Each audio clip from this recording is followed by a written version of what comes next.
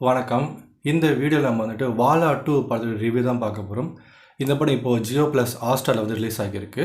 First இந்த பட கதைய பத்தி பார்த்தலாம். படத்துல கதைன்னு சொல்லி பெருசா எதுவுமே கிடையாது. நீங்க வாலா 1 படத்த கதைய பார்த்தீங்கன்னா 4 காலேஜ் ஃப்ரெண்ட்ஸோட கதை தான் அது. இது வந்து ஸ்கூல் பசங்க கதை வச்சுக்கோங்களேன்.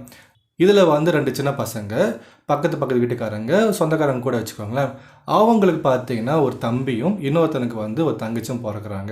இப்போ இவங்க 2 பேரும் பார்த்தீங்கன்னா சின்ன வயசுலேருந்து ஒன்றா வளர்ந்துட்டே வராங்க. அவங்க ஸ்கூலில் ஒன்றா தான் படிச்சுட்டு இருக்காங்க. அவங்களுக்கு ஏற்ற மாதிரி அவங்க தங்கச்சியும் தம்பி வளர்ந்து வராங்க. எல்லாம் ஒரே ஸ்கூலில் படிச்சுட்டு இருக்காங்க. இப்போ ஸ்கூல் பசங்க எப்படி இருப்பாங்க? நல்லா சேட்டை பண்ணிட்டு துருதுருன்னு இருப்பாங்க இல்லையா? அது மாதிரி இவங்களுமே இருக்காங்க. பொண்ணுங்களை லவ் பண்ணிக்கிட்டு கிளாஸில் படிக்காமல் சண்டை போட்டுக்கிட்டே இருக்காங்க.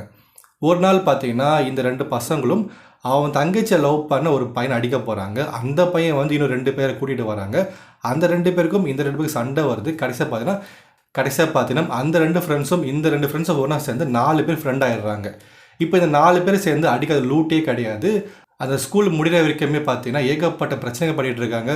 சரக்கு தம்முன்னு ஏன் கஞ்சா அடிக்கிற அளவுக்கு ஆகிட்டாங்க. அதாவது இந்த வாலா 2 பார்த்தீங்கன்னா ஒரு கதையே எதுவுமே கிடையாது. அது சின்ன பசங்களிலிருந்து அந்த ஸ்கூல் படிக்கிற வரைக்கும் பார்த்தீங்கன்னா ஏகப்பட்ட சீன்ஸ், ஏகப்பட்ட மாண்டேஜஸ் வந்து எடுத்திருக்காங்க.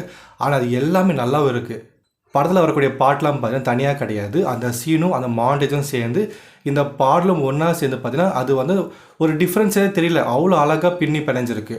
இந்த 4 பசங்க பார்த்தீங்கன்னா எப்பயும் சண்டை போட்டுகிட்டே இருப்பாங்க. ஸ்கூலில் படிக்கவும் மாட்டாங்க. ஒரு ஸ்டேஜில் பார்த்தீங்கன்னா வீட்டில் இருக்க பேரண்ட்ஸுமே பார்த்தீங்கன்னா இவங்க சப்போர்ட் பண்ண மாட்டாங்க. இவங்க பண்ணுற வேலையில் தடுத்துகிட்டே இருப்பாங்க. பசங்க விளையாடக்கூடாது, பாட்டு பாடக்கூடாது, டான்ஸ் ஆடக்கூடாதுன்னு சொல்லிட்டு அவங்களுடைய அந்த என்ஜாய்மெண்ட் வந்து கட் பண்ணிக்கிட்டே இருப்பாங்க. அதனால அந்த பசங்க வந்துட்டு என்ஜாய்மெண்ட் இல்லை விளையாட முடியல அப்புறம் நம்ம என்ன பண்ணலாம் சொல்லிட்டு தம் அடிக்கிறது, சிகரெட் அடிக்கிறது, அந்த ஒரு ஸ்டேஜ் கஞ்சா அடிக்கிற அளவுக்கு போயிடுவாங்க. இதனால அந்த ஸ்கூலில் கூடிய அந்த டீச்சர் கூடிய அந்த பிடி டீச்சர் கூடயும் சண்டை போட்டுகிட்டே இருப்பாங்க. இந்த ஸ்கூலில் வந்து இந்த பிடி டீச்சர் மாதிரி ஒருத்தர் இருப்பார்.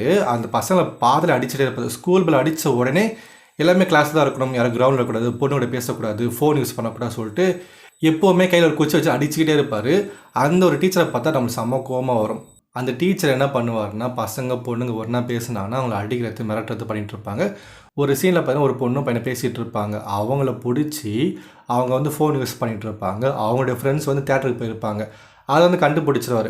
இப்போ இந்த 2 பசங்க கூடியும் போய்ட்டு மிரட்டி உங்கள் அம்மா அப்பா நான் சொல்லிவிடுவேன் அப்படின்னு சொல்லிட்டு ரொம்ப மிரட்டுவாங்க. அந்த பசங்க அழுதுகிட்டே இருப்பாங்க. அதை வச்சுக்கிட்டு இந்த ஸ்கூலில் யாரும் லவ் பண்ணிகிட்டு இருக்காங்க, யாரும் ஃபோன் வச்சுட்டு இருக்காங்கன்னு அப்போவே அந்த பொண்ணை வச்சு மாட்ட விடுவார். ஒரு 10-15 பசங்க மாட்டிப்பாங்க. அவங்கள கூட்டிகிட்டு போயிட்டு அவங்கள மிரட்டுறது, அவங்களோட அப்பா அம்மா கூட்டிகிட்டு வரது, ஒரு 10 பசங்க ஸ்கூலில் கட்ட அடிச்சு தேட்டர் போயிடுவாங்க. அவங்கள கூட்டிகிட்டு வந்து அவங்கள அசிங்கப்படுத்துறது, இந்த மாதிரி அந்த பசங்களே வந்து ரொம்ப கஷ்டப்படுத்துவாங்க. அதில் கொஞ்சம் நல்லாவே இருந்தது அந்த சீன்லாம் பார்த்தீங்கன்னா.